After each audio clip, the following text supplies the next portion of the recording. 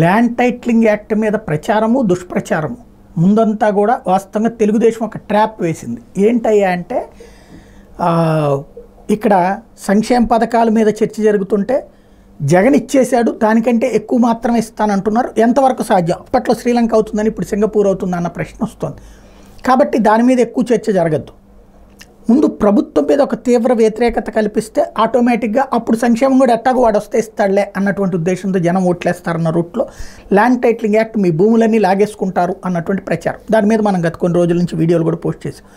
అయితే land titling act మీద అప్పట్లో అసెంబ్లీలో తెలుగుదేశం పార్టీ ఆ చట్టానికి మద్దతు ఇచ్చింది. అప్పుడు పయ్యావుల కేసు మాట్లాడినటువంటి ఉపన్యాసం ఇక్కడ కీలకం.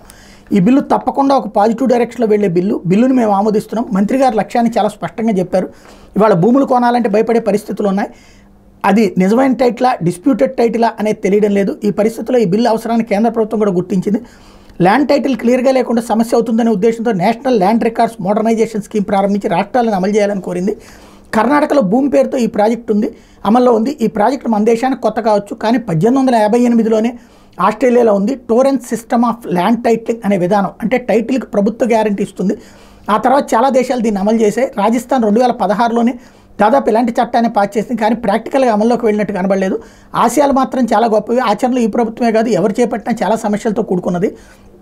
ఇది చిక్కులను తొలగించేందుకు ఈ ప్రభుత్వానికి చాలా టైం పడుతుంది. దాంట్లో ఏమాత్రం అనుమానం లేదు. ఇది 2 ఏళ్లలో అవుతుందా, 4 ఏళ్ళు పడుతుందా, 5 ఏళ్ళు పడుతుందా అనేది పక్కన పెడితే తప్పకుండా ఇది ఒక పాజిటివ్ డైరెక్షన్లో వెళ్ళే బిల్లు అవుతుంది.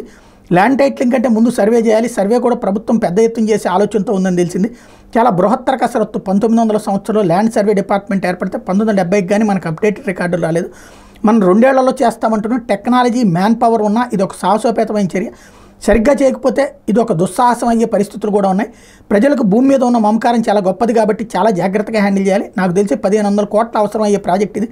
ప్రభుత్వంలో ఎవరున్నా రీసర్వే 40 ఏళ్ళకు ఒకసారి నిర్వహించాలి. ఇది ఖచ్చితంగా ప్రతి ఒక్కరికి ఉపయోగపడింది. చాలా బాధ్యతాయుతంగా మాట్లాడారు, హోంవర్క్ చేసి మాట్లాడారు.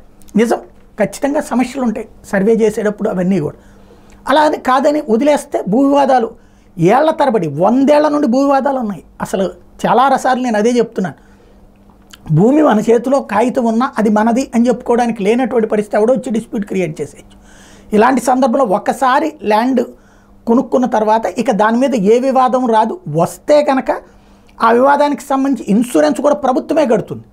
అంటే మనం రిజిస్ట్రేషన్ ఛార్జీలు మన దగ్గర కట్టించుకుంటున్నారు, కానీ తేడా వచ్చినప్పుడు కోర్టుకు వెళ్ళి చూసుకోమంటున్నారు. ఇప్పుడు అట్లా ఉండదు. ల్యాండ్ టైటిలింగ్ యాక్ట్లో ఖచ్చితంగా ప్రభుత్వం జవాబుదారి దానికి.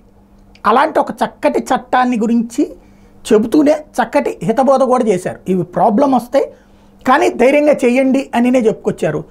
తెలుగుదేశం పార్టీలో కాస్త బుర్ర ఉన్నటువంటి బాధ్యతాయుతమైనటువంటి నేతల్లో ఒకటి కాబట్టి చక్కగా మాట్లాడారు ఆ రోజున కేశవ్.